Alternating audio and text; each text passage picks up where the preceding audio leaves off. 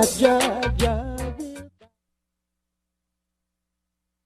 following program, The Russ Belville Show, is intended for responsible adults only. We advocate to the repeal of marijuana prohibition for adults. We discuss the science, culture, and controversy about America's marijuana laws. We do not advocate any illegal activity and encourage all listeners to learn their state and federal marijuana laws.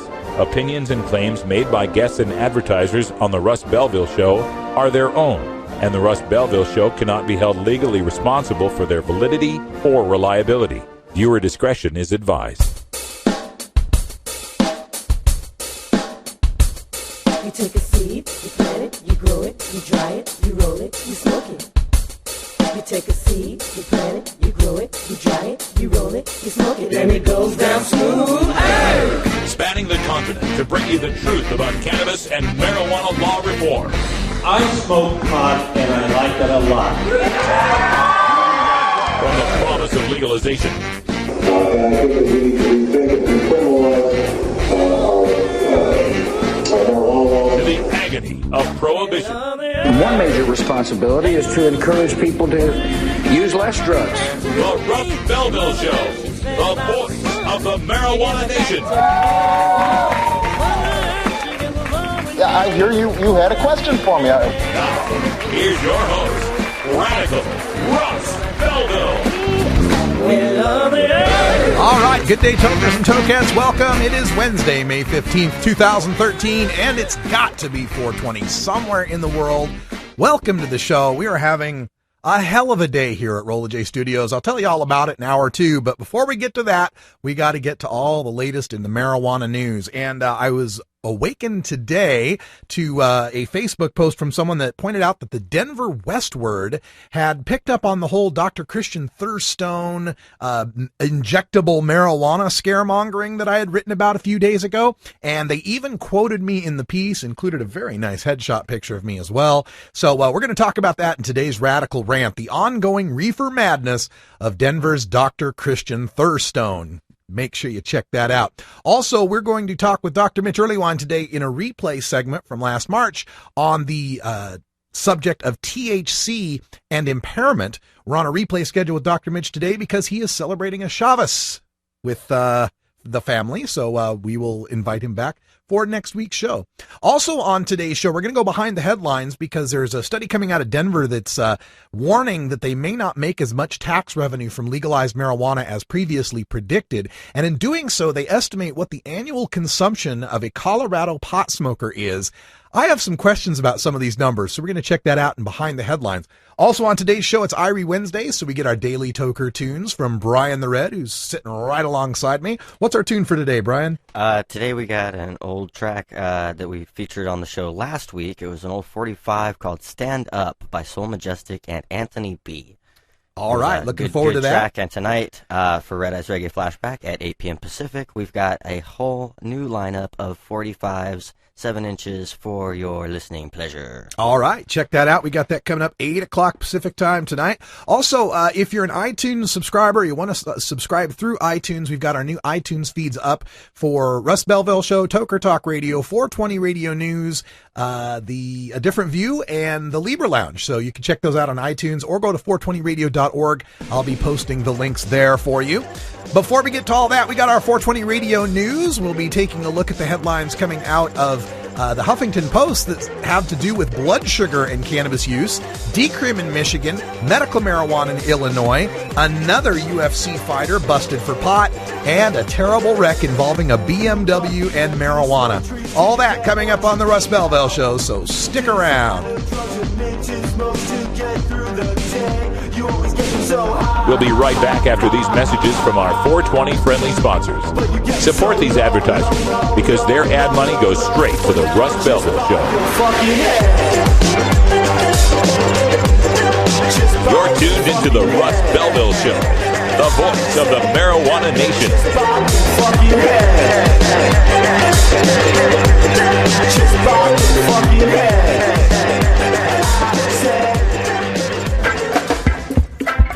I'm Sub Cool from Team Green Avenger. At TGAgenetics.com, we are working on the leading edge of medical strains. Our strains are rigorously tested for THC, CBD, THCV, and other critical cannabinoids. Know your grow. Check out our genetic diversity at tgagenetics.com, the home of Jelly Bean, Jack the Ripper, Vortex, and other award-winning cannabis strains.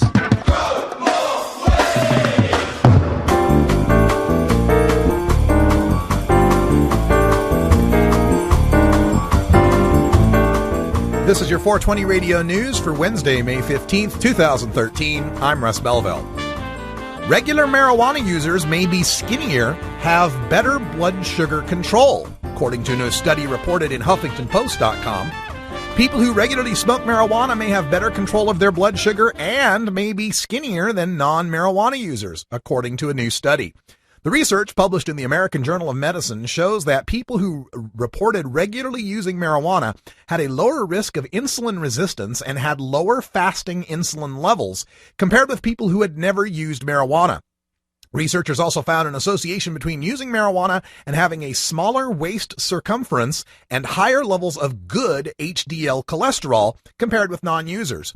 The research was conducted by scientists from Beth Israel Deaconess Medical Center, the University of Nebraska, and the Harvard School of Public Health. Researchers found that the associations between marijuana use and insulin and cholesterol levels were especially pronounced among the current users. They had 16% lower fasting insulin levels compared with never users, but not as pronounced among those who had used marijuana before but weren't current users. And even though researchers acknowledge that people who use marijuana consume more calories than non-users, they still found links between smaller waist circumference and marijuana use. However, they said they were not sure why this association exists. Marijuana decriminalization in Michigan, Democratic House leader just says no, from MLive.com. Michigan House Democratic leader Tim Greimel does not support marijuana decriminalization bill that was introduced last month by a member of his own caucus, another indication that the legislation is likely to face an uphill battle in the legislature. Greimel, emphasizing that he was speaking only for himself and not all House Democrats, said Tuesday that he has, quote, serious concerns about any proposal to legitimize, decriminalize, or legalize marijuana. I think it's important to try to discourage use of illegal drugs, he told MLive. I would acknowledge that we've had limited success in doing that, but I am concerned that if currently illegal drugs were made legal, there would be some uptick or upsurge in the usage of those drugs, and that carries with it adverse health risks, end quote. Democratic State Representative Jeff Irwin's bill would not legalize the drug in Michigan, but it would change the penalty for small-time possession from a possible jail time to a fine of $25 for first offense, $50 for second offense, and $75 for a third offense. Illinois medical marijuana bill endorsed by Lieutenant Governor Sheila Simon awaits Senate vote, from HuffingtonPost.com. With legislation that would bring legal medical marijuana to Illinois pending in the State House, Lieutenant Governor Sheila Simon on Sunday announced the bill has her support. She said, quote, it does both a good job of getting medical marijuana to people who need it and keeping it away from those who don't, end quote. The bill would establish a 4-year pilot program during which individuals with serious diseases, including cancer, HIV, or multiple sclerosis, would be able to get a special ID card allowing them to buy limited amounts, up to 2.5 ounces of medical marijuana from one of 60 state-licensed dispensaries. The program is tightly restrictive, not accepting chronic pain as a qualifying condition for use, and not recognizing qualifying patients who live in other states, unlike other states who have approved medical marijuana bills. The bill also requires that patients have an established doctor-patient relationship before a doctor can okay marijuana use. After failed marijuana test, UFC's Pat Healy loses at least $130,000 in bonuses, from MMAJunkie.com. An evening with old friends will ultimately cost UFC lightweight Pat Healy $130,000 in lost bonuses. As reported Tuesday, he failed a post-fight drug test following his recent UFC 159 win over fellow lightweight Jim Miller. His third-round submission victory has been overturned to a no contest, and he's been suspended for 90 days. He must surrender his $65,000 fight of the night bonus and $65,000 submission of the night bonus. The bout would have been Healy's 7th consecutive win. Marijuana-filled BMW crashes after 100-mile-per-hour police chase, from Jalopnik.com. A driver was killed after he crashed his BMW following a police chase on a California highway, injuring 2 road crew workers and strewing buckets and jars full of marijuana across the road in the process. According to TV station KCRA, California Highway Patrol officers chased the man for about 20 minutes on Interstate 80 on Monday afternoon with speeds hitting up to 100 miles per hour. The 40-year-old driver of the E30 then lost control of the car, sending it airborne and into two members of a California Conservation Corps work crew. The driver was killed and the two road crew members were hospitalized, one of whom had head injuries.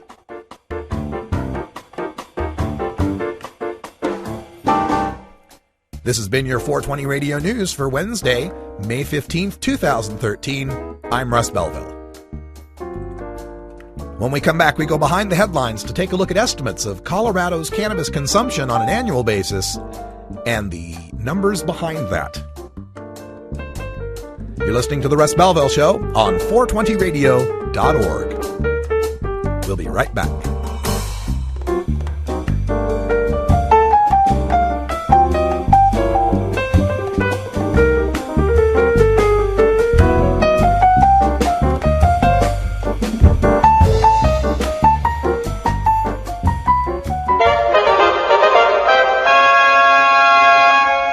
.radio.org is listener-supported cannabis community radio, and while we value every $4.20 donation that comes in monthly from our members, we take this moment to offer an extra special thanks to our most generous donors who have provided over $1,000 worth of support to 420radio.org.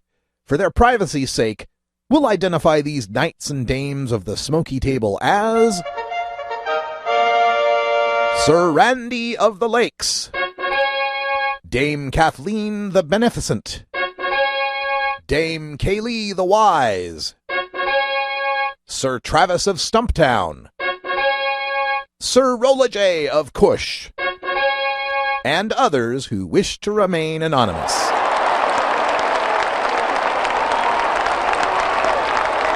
Thank you, lords and ladies.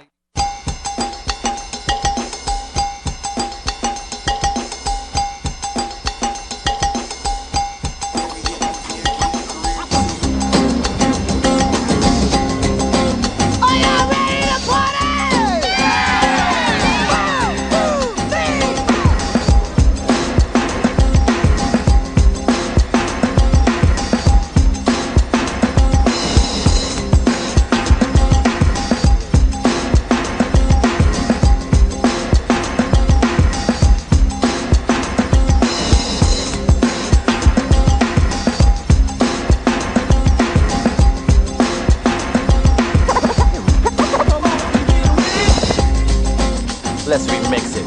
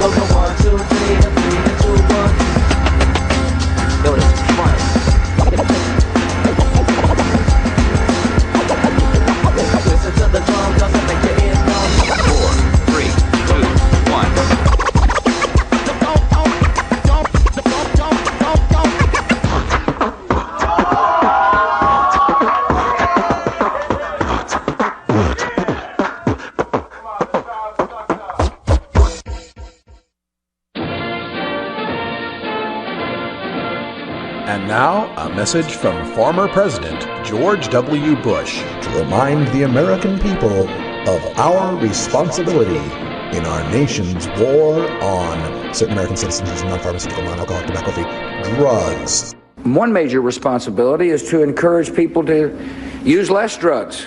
That's right, America, use less drugs. Put down the Prozac, the Vioxx, and the Levitra, and turn to the herb. Use less drugs. Our national policy is no longer just say no, it's now just slow down. You get me too high. I overanalyze. If you've ever been too high, then you can sympathize. You get me too high. And I start to fly. If I said some silly thing, then that's the Welcome back, everybody. Time for us to go behind the headlines, and I was piqued by this article that was in the Coloradoan.com. Its headline says, "How much marijuana do Colorado residents smoke?" My first thought is, on average, or the people that I know? That's a big gap there. But they have this study that came out because they're trying to figure out what is going to be the tax revenue from the legalization of marijuana there in Colorado. And so they had to do a study and figure out, well, how much marijuana are people going to smoke? Or is people going to smoke? I'm not sure on the grammar on that last sentence. But anyway, what the study found is that Coloradoans will consume 2.2 million ounces of marijuana per year. And of course, you do the math on that, that works out to about 142,000 pounds of marijuana. And what they're basing this off is a median of 3.5 ounces. And according to the article, it says that's what experts say a marijuana user would consume in 1 year. So they went and put a video together that showed what 3.5 ounces of marijuana looks like. You know, a lot of people haven't seen that much. Interestingly enough, 3.5 ounces is about what is decriminalized in the state of Ohio. It's about 100 grams is about 3.5 ounces. So they're saying a person would use 100 grams in a year. Okay, so apparently they don't know the people that we know. Let me get into some of the math on this. Another thing that they say in this article is that most people buy their pots. Okay, that's the quote here. Most people buy their pot in 1/8 ounce increments. Most people go out and buy eighths, right? Unless you're us and we buy ounces, but you know, whatever. So they say an eighth, this is what I wanted to focus on. An eighth is the marijuana equivalent of a 6-pack of beer. And how long it takes to consume either depends almost entirely upon the user. You know, a 6-pack might last one person a month, like me. I'd probably never even drink a 6-pack in a month. But for some people, that's a day, right? So a lot of variation here. The study also concluded that the taxes on newly legal marijuana will bring in about $130 million annually. However, a lot of that's going to have to go toward the expense of regulating the industry. So there's some debate as to how much windfall there will actually be from legalized marijuana. Another part of the study that I found interesting, they say the price will drop to about $185 an ounce or nearly $3,000 a pound. Not bad as far as some prices. It could be lower. But this is where the comparison gets interesting. They're saying that the average or what the estimate amount here is for the person that would use marijuana is 3.5 ounces a year. And they conclude with this paragraph. This being Fort Collins, we also figured we should give you a comparison that involves beer. So here it is. Coloradoans consume 33 gallons of beer per capita each year. The Beer Institute, which calculated Colorado's beer consumption, says other states are much higher. Topping the list is Nevada at 44 gallons per person. And Colorado's consumption is way behind that. And it's also lower than North Dakota, New Hampshire, and Montana. Well, once again, I did the math on this stuff. And I figured out what is 33 gallons of beer in 6-packs. And then once you convert 6-packs, and they say an eighth is like a 6-pack, therefore a 6-pack is like an eighth, right? You do the conversion into eighths, 33 gallons of beer would be equivalent to 7 1/3 ounces a year. More than twice the 3.5 ounce estimate that the study is supposedly putting forth here. So, if we're going to compare average beer drinker to average pot smoker, they should be using an estimate that's twice as great as what they're making. And if the estimate would be twice as great, instead of bringing in 130 million, wouldn't they be bringing in 260 million? We'll have yet to see whether people use marijuana at the same rates or whether an eighth is more accurately compared to a 12-pack than a six-pack for some people. And for other people, it's more like a couple of beers. We'll have to see, because there's going to be a great variation in how much people consume, from the newbies and the every now and thens to the hardcore chronic tokers like you and me.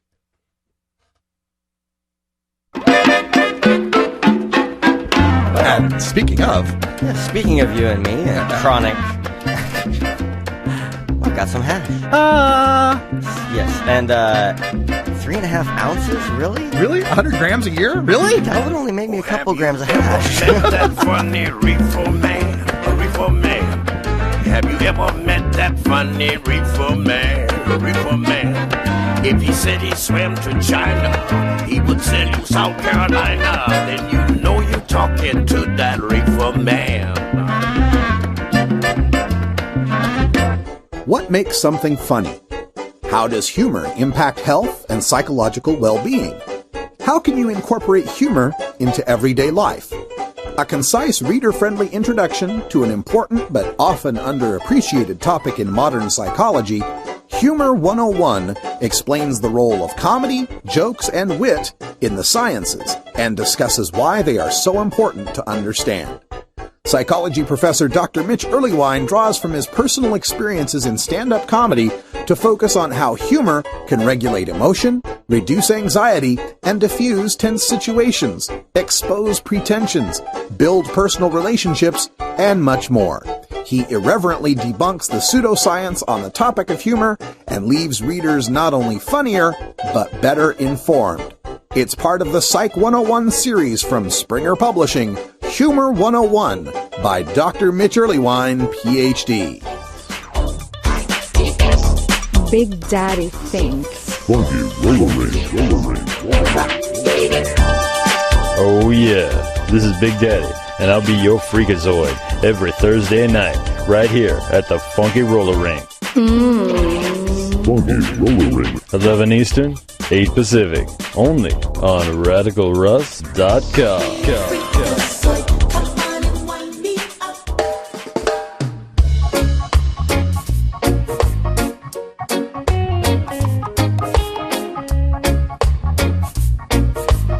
Everyone knows music and marijuana go together, so let's wind up our 20 after break with the Russ Belville Show's Daily Toker Tunes, the best in pod-safe 420 music from around the web. Today is Irie Wednesday, featuring reggae, ska, and other world music genres. You can get downloads and more information about all our Daily Toker Tunes by visiting music.radicalruss.com. Now, sit back and enjoy your Daily Toker Tune. Today's Irie Wednesday couldn't be better timed for me. You know, I'm not real good in the realms of faith, belief, and miracles, but God, I need one right now. So I'm going to turn things over to Brian Red. We can get some Irie inspiration for the next couple of weeks. Yeah, definitely. So coming up here, we've got a track from 1993 off of a 7-inch 45 speed record. This is Soul Majestic and Anthony B with Stand Up. Come together, unity is true. We must when we fight each other, that doesn't make any sense. Break down the barriers and burn down all wire fence. Don't let the next man push you down. Keep your feet planted firmly upon the ground. Stand up and fight for equality. Get up, stand up and fight. No man is a bigger man. No man is a smaller man. One blood is running inside of me. Hey, you could have black, you could have white. Stand up. Hold your head up high. Stand up. Find the strength inside. Life is rough. You can't run and hide. Every man have a right to survive. Stand up and fight, that's the way I know about it. One love, we cannot live without it. Global struggle, yeah, the whole world are shouting. Stand up, me know why you doubt it. Who are why for me team them up? Don't see art, bad mind, me I go clean them up. Have your hope and your dreams, don't give them up.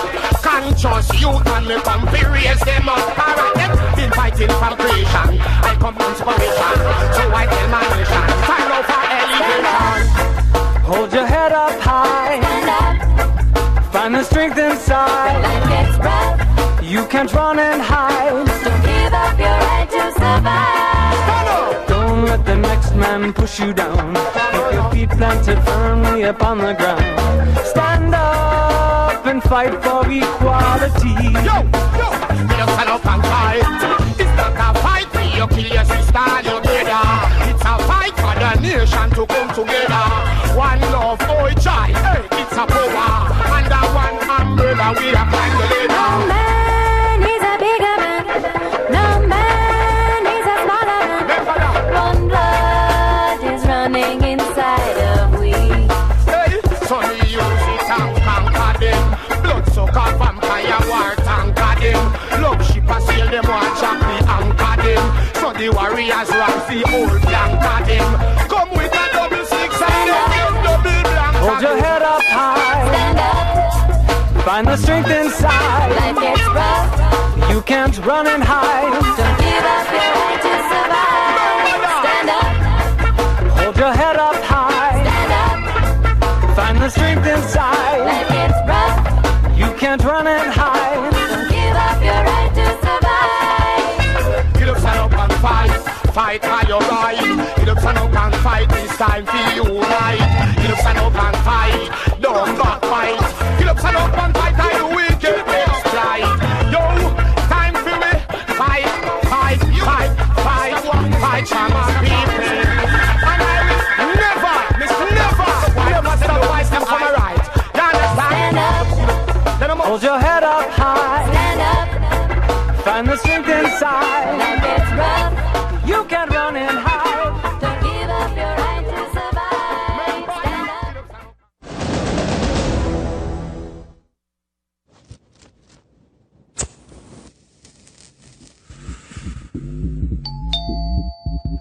Wait, you're all right, lads.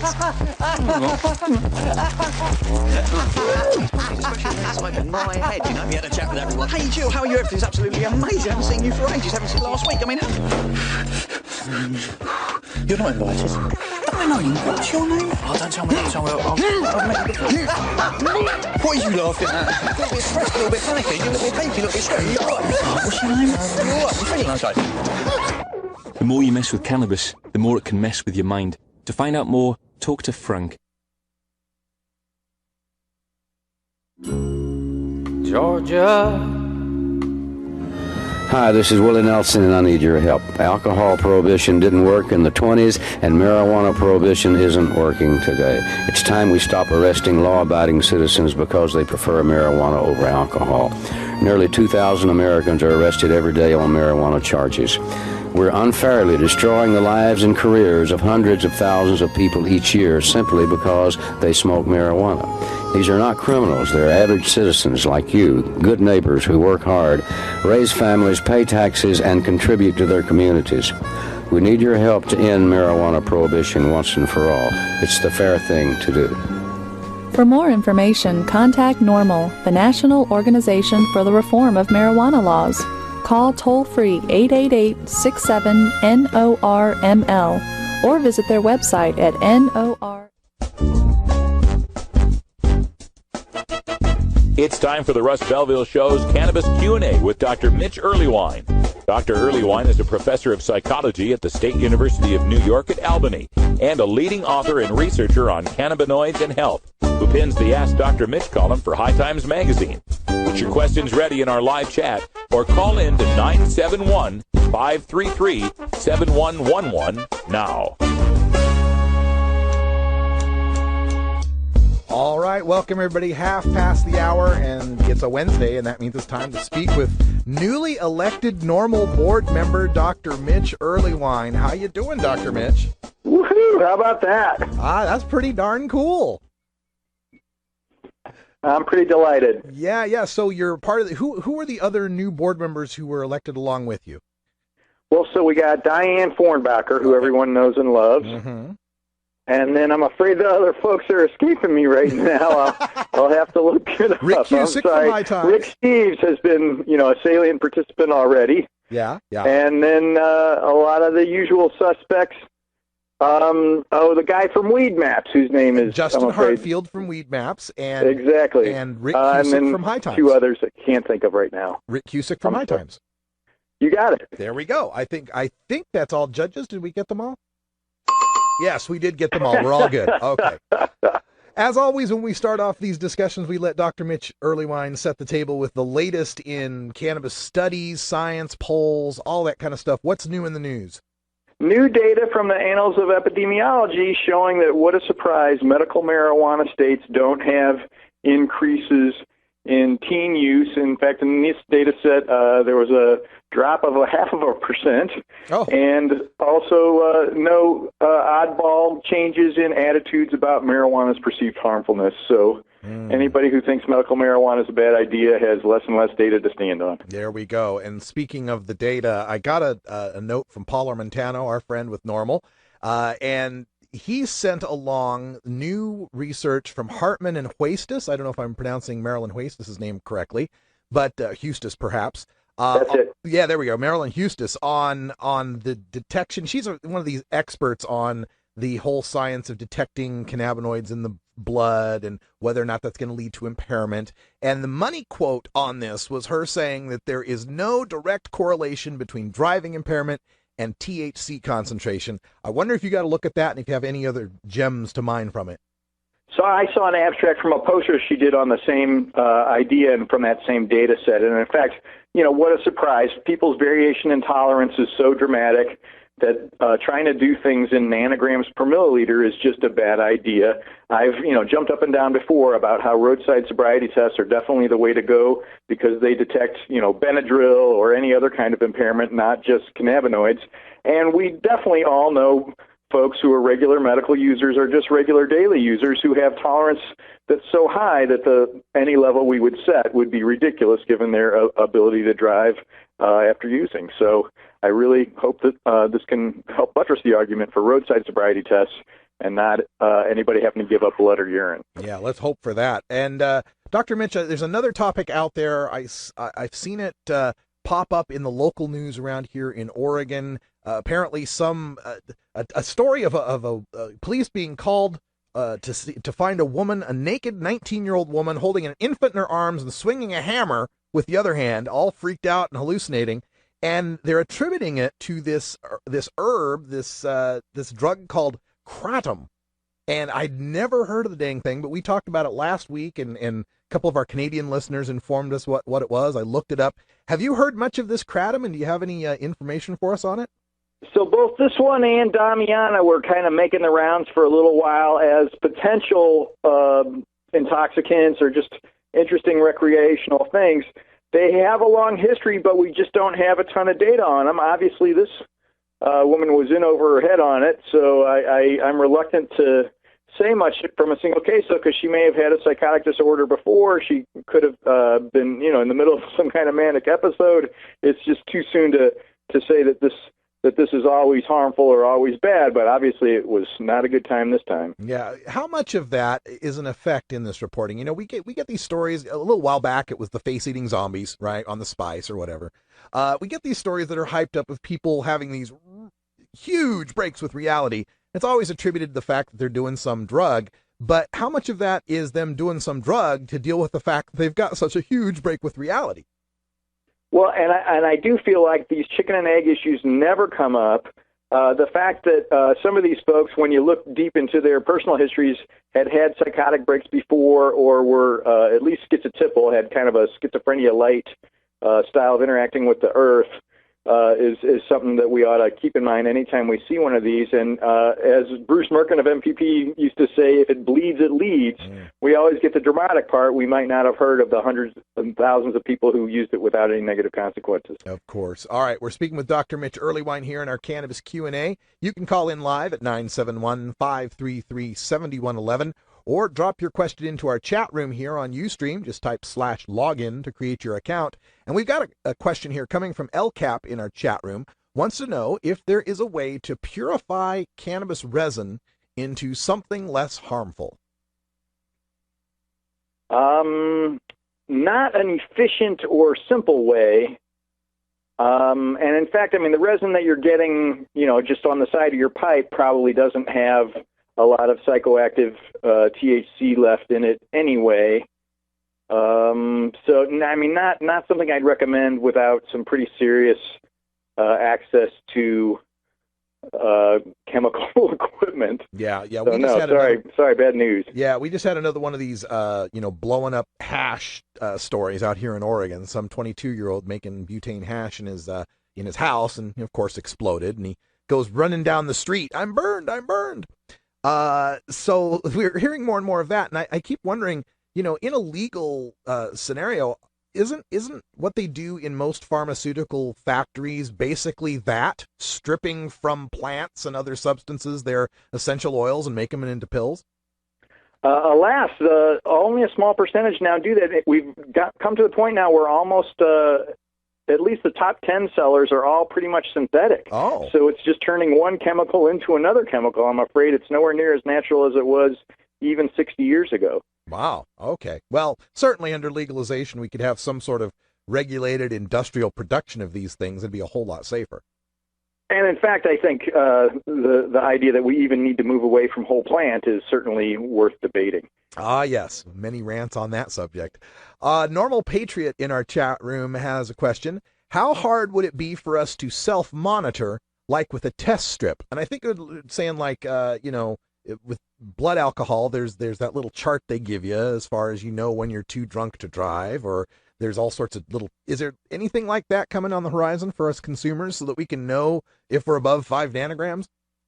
Well, so, if you want a kind of instantaneous behavioral measure that seems to co-vary with driving impairment, go ahead and stand on one foot, stick the other foot about 18 inches up in the air, hold your arms out, and see if you can hold it like that for about 30 seconds without tipping or swaying too badly, and that would certainly be a good marker as far as just general motor skills are concerned. But I want to encourage folks to just say, hey, maybe tonight's not the night for me to drive anyway.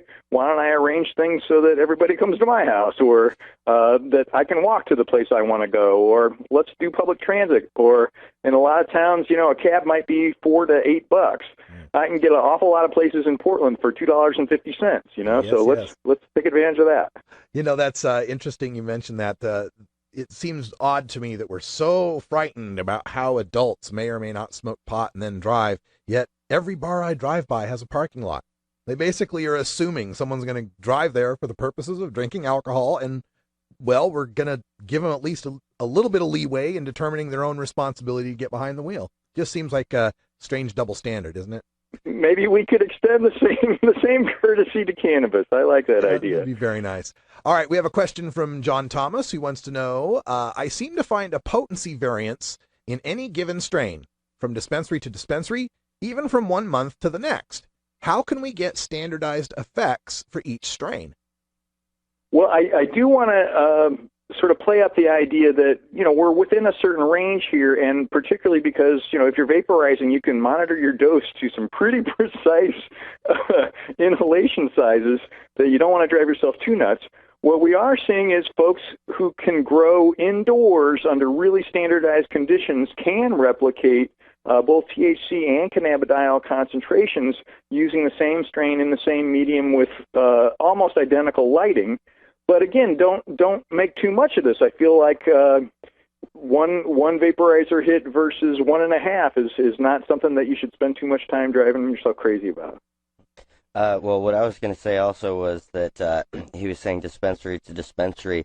A lot of times, even the same strain grown from the same seed or even off the same mother plant can have different concentrations based on the chemical contents that they use for their nutrients solutions, and also what kind of growing medium that they have.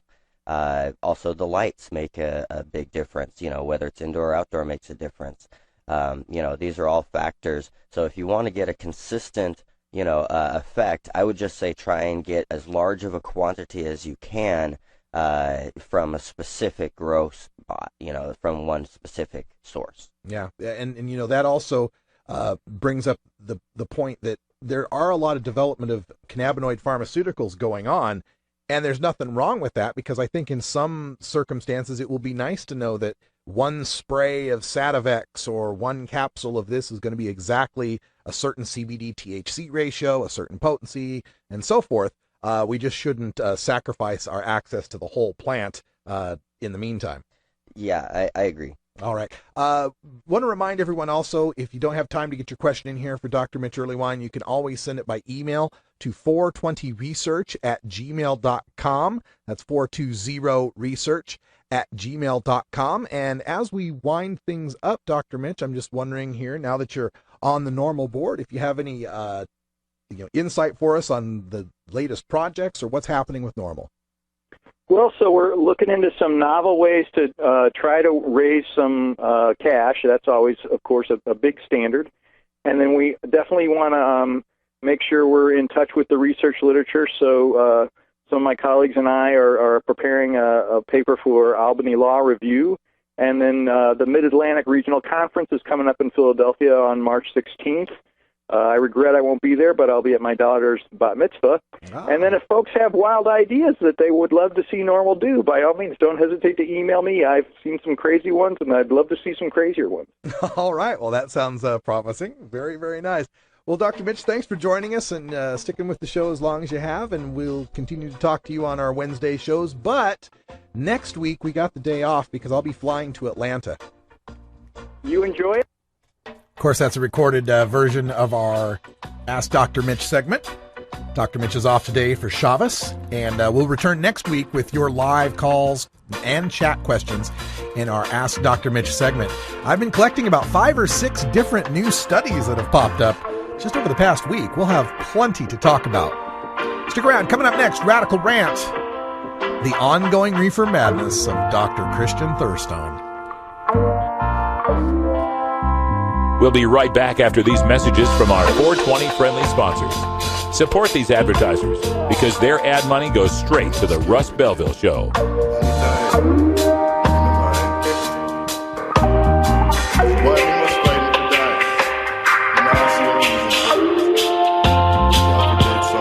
You're tuned into the Russ Belville Show, the voice of the marijuana nation.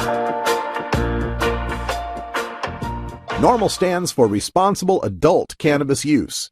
If cannabis use is causing problems in your life, consider taking a break or seeking medical assistance.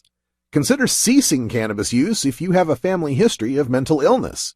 Don't drive or operate heavy machinery while impaired by cannabis use. Cannabis use is not without risks, even though the risks are far less than those posed by legal drugs. Don't touch that dial. We'll be right back after a word from these 420 friendly sponsors. Wait a minute. This is internet radio. There are no dials here.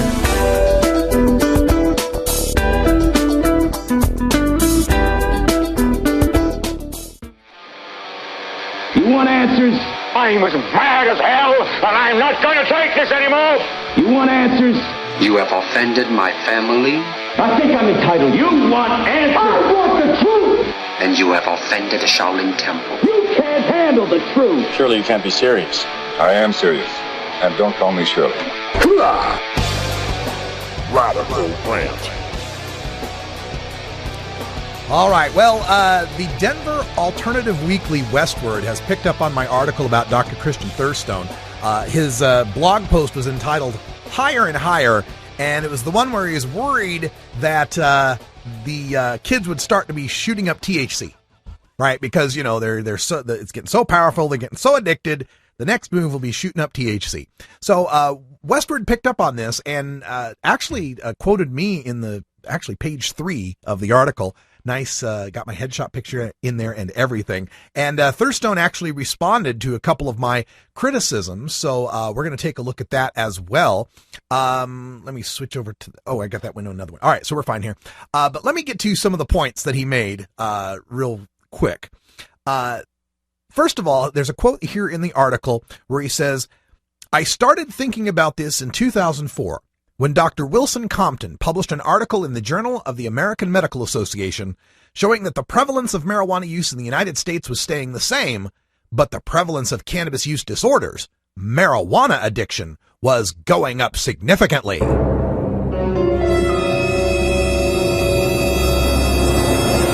right, so you know me, I don't trust any conjecture that relies on defining marijuana addiction based on the number of people seeking treatment.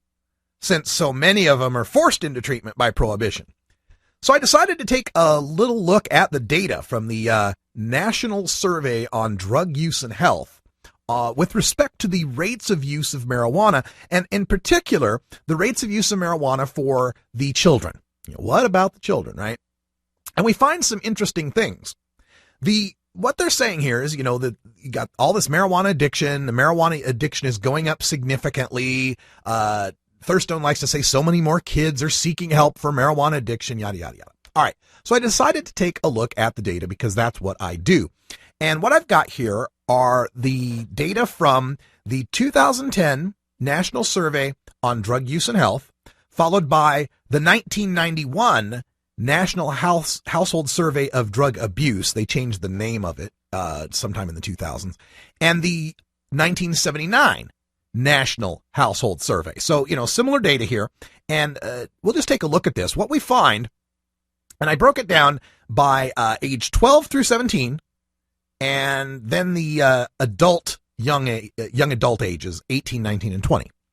And the reason I picked these years are significant. The year 1979 represents the apex of modern marijuana consumption, at least as it's been reflected in surveys. The most people admitted to using marijuana. This was the time when about 60% of high school seniors were saying that they had, tried marijuana, 1979. Then we got the numbers for 1991, which are also significant because 1991 is the year we see the modern low of marijuana use, where the fewest people report to these surveys that they're using marijuana. And then we've got 2010, which is the most recent year for which we have breakdowns by age. There is a 2011 national survey, but they haven't yet given us the breakdowns by age. So the most recent data I have. And what I did was I came up with the number of how many users of those drugs were counted in each age group.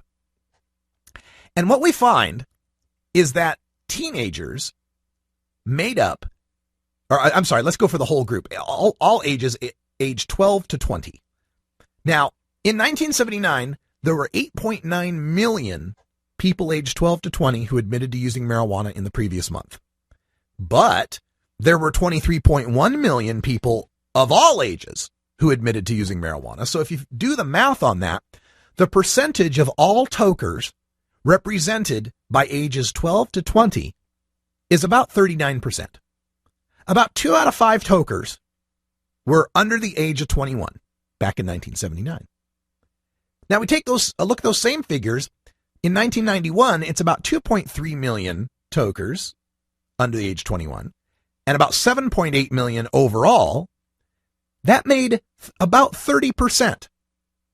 About 30% of all tokers. So we go from being about 4 out of 10 to being about 3 out of 10 from 1979 to 1991. Now, since 1991, since the potency of marijuana has increased so much, and we've had the dabs phenomenon, and there's so much more addiction going on amongst the kids now make up a little more than 25% of the total population of tokers. In fact, there are fewer people under the age of 21 smoking marijuana now than in 1979. There were 23.1 million in 1979. There were 19.9 million in 2010, despite the fact the population has gone up significantly since 1979. Now, if we take a look and do this a little further and break it down a little further, let's talk about the gap between the adults aged 18 to 20 and the teenagers aged 12 to 17. In that case, we also see reductions at both age levels. About 17% of teenagers used marijuana monthly in 1979. It's down to 10% of teenagers in 2010. About 21% of teenagers used marijuana in 1979, or of young adults aged 18 to 20 used marijuana in 1979. About 15% are using marijuana today. And remember, we're talking about 1979, which Dr. Christian Thurstone and Kevin Sabet and those fellows always like to tell us was when, weed was only 2% THC or 3% THC. Why was it that more people were smoking marijuana when it was lower potency back in 1979 than are smoking it today when it's supposedly such high potency? It kind of pokes a hole in this idea that there's rampant abuse and the kids are destined for addiction if we don't do anything. Now, there's another line that he has in here it's quite funny. Let me read this one to you. I don't think in the mainstream scientific world of addiction that there's debate anymore that it's addictive.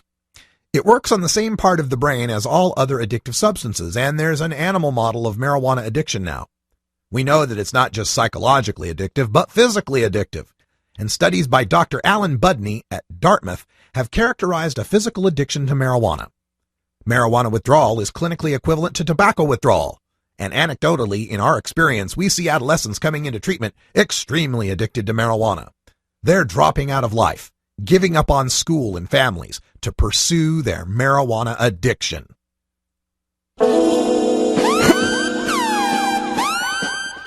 All right, really? You want to stick with that marijuana withdrawal is clinically equivalent to tobacco withdrawal? Really? Do you know any tobacco smokers who've tried to quit? Look, people quit smoking marijuana all the time. Happens all the time when they're studying for their drug test. Oh, I got to study for my drug test. I'll stop smoking for a month. Do you know a lot of tobacco smokers that can just stop smoking tobacco for a month? You don't hear of that happening very often. Now, I went up and looked up the studies on this. This dates back from about 2008 when this BS started hitting the waves here. The original study goes back to Johns Hopkins University's Ryan Vandry, and they studied 12 people. A whole 12 people, folks, who were heavy smokers of both tobacco and marijuana. Participants reported smoking pot at least 25 days a month and smoking 10 tobacco cigarettes per day, and no plans to quit smoking either. And here's what they did. They made them stop smoking pot, but not tobacco, and then had them rate how they felt. Then they had them stop smoking tobacco, but keep smoking pot, and then rate how they felt. And then had them stop smoking both, and had them rate how they felt. And they said, they got about the same equal symptoms when they were stopping one or the other or both. Okay, so that's their alleged study here. The Budney study the guy's name is actually Budney. The Budney study was a telephone survey. This naturalistic telephone survey study compared perceptions of withdrawal severity in 67 daily cannabis users and 54 daily tobacco cigarette smokers who made quit attempts during the past 30 days. A withdrawal symptom checklist assessed the severity of abstinence symptoms, and a Likert scale assessed perceived relations between abstinence symptoms and relapse. Yada, yada, yada, blah, blah, blah. Both groups reported that the withdrawal contributed substantially to relapse. Individual symptom severity ratings were similar, except craving and sweating were slightly higher for tobacco. They say the discomfort scale was 13 for cannabis and 13.2 for tobacco. So thanks to this telephone survey of about 120 people, we now have evidence that there's a huge marijuana withdrawal symptom, and being addicted to it and withdrawing from it is similar to tobacco.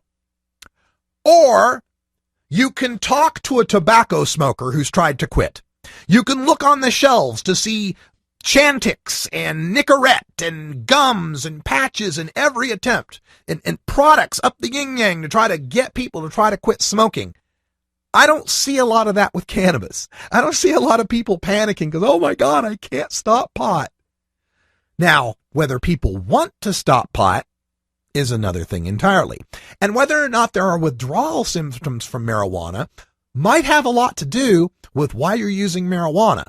I mean, losing a cane does not indicate withdrawal symptoms if you suddenly develop a limp, right? If you're using marijuana to help treat your insomnia, and then they take your marijuana from you and you exhibit insomnia, that is not characteristic of a withdrawal. That is characteristic of not having your medicine.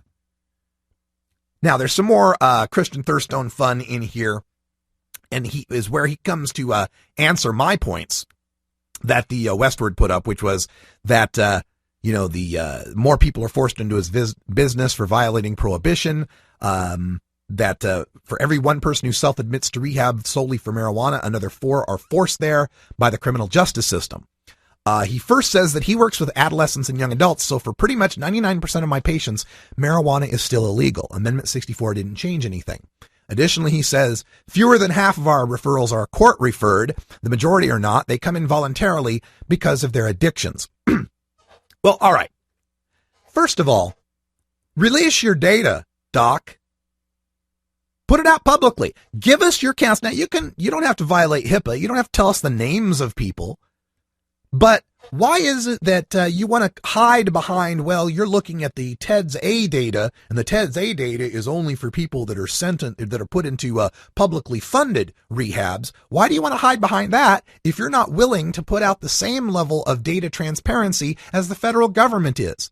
We're supposed to take your word for it that 99% of your patients are above the age of 21 or 21 or older. We're supposed to take for it on your word that fewer than half are court referred. Give us the data. And furthermore, all right, fewer than half of your referrals are court referred. That tells me that some number between 0 and 49% of the people going into your treatment are court referred. And when we look at the TEDS-A data, and that represents 58% of all people, of all admits. It's about 1.6 million admits in TEDS-A. There's about 1.1 million admits that are not covered by that federal database. So about 58% of the people are covered by it. And that represents the people that are being forced into a marijuana rehab by the courts at rates of 4-to-1 versus self-referrals. In order to bring that even to just a balance of 1-to-1, even just to have one self-referral for every one court referral, to overcome the 4-to-1 ratio on the 58% side, you need a 9-to-2 ratio going the other way on your side. You need 9 people voluntarily checking into your rehab, Dr. Thurstone, for every 2 that are forced there. Just to balance it, just to make it 1-to-1. Now, I'm not unsympathetic to people who may have an issue with a marijuana dependence, any more than I'm unsympathetic to people who have sex addiction, shopping addiction, so-called. Let me put the scare quotes on it, so-called, because these things are dependences or compulsions. And in fact, even DSM-5 isn't going to label it as a dependence anymore. They're going to call it a disorder. Regardless, we are talking about so many people that are being forced into this rehab that anything we have to say about how much more addicted people are getting is clouded by the fact of prohibition. Now, we can come up with some pretty, reasonable statements with regard to alcohol. That's pretty easy because with alcohol, the only people that are being sentenced into rehab or given the choice of jail or rehab are the alcoholics who've also committed some other crime, gotten too many DUIs, had a vehicular homicide, whatever it might be, something where there is a true indication of a dysfunction in that person's life. But so long as getting caught with marijuana is what gets you into a rehab, your statistics are all skewed. They're all skewed by people who don't have serious problems with dependence or use, who are easily able to quit, and then you can pat yourself on the back. Oh, our rehab does so great.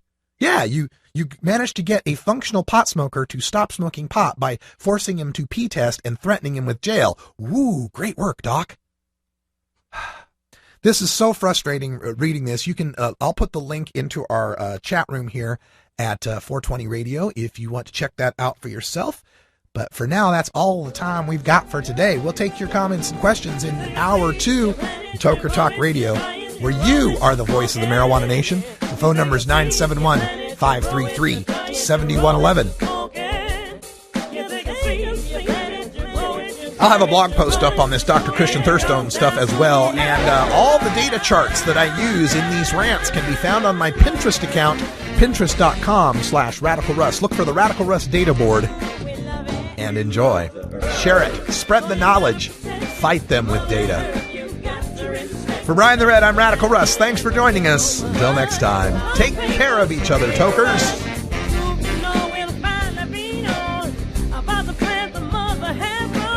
This time around, if you haven't heard, we love